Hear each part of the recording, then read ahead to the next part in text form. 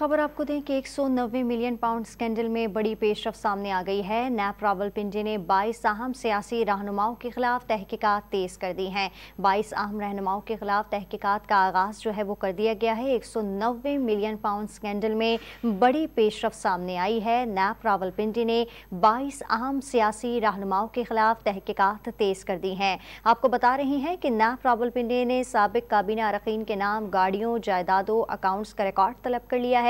22 सियासी रहनुमाओं के नाम जो गाड़ियां हैं और उनके नाम जो घर हैं, प्लाट्स हैं, ज़मीन के रिकॉर्ड हैं, वो सूबाई सेक्रेटरीज को मरासिला भेज दिया गया है। शेख रशीद, परवेज़ खटक, उमर अयूब, हम्माद अज़हर, मुराद सईद, असद उमर, फवाद चौधरी के असासों का रिकॉर्ड जो है वो तलब कर लिया है। 190 मिलियन पाउंड स्कैंडल में बड़ी पेशरफ सामने आई है।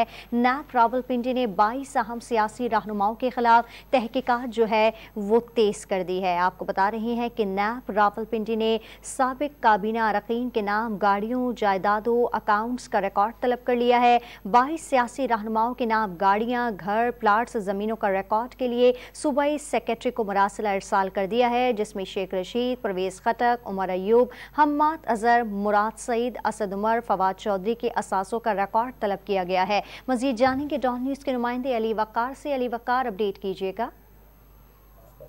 जी बिल्कुल, ये जो एनसीए का स्कैंडल है जिसमें 190 मिलियन पाउंड में साबिक वज़ीर आज़म इमरान खान और उनकी अहलिया के खिलाफ भी तहकीकात की जा रही है, उसमें नैब ने अब तमाम सूबों के जो सेक्रेटरी एक्साइज और दीगर महकमे हैं उनको मरासला लिखकर 22 के करीब जो सियासी शख्सियात हैं उनका रिकॉर्ड तलब किया है कि इस सियासी शख्सियत के पास कितनी गाड़ियाँ रजिस्टर्ड हैं और उन्होंने कितनी गाड़ियाँ फरोख्त की, उनकी जायदादें क्या हैं, उनकी तफसीलात दें।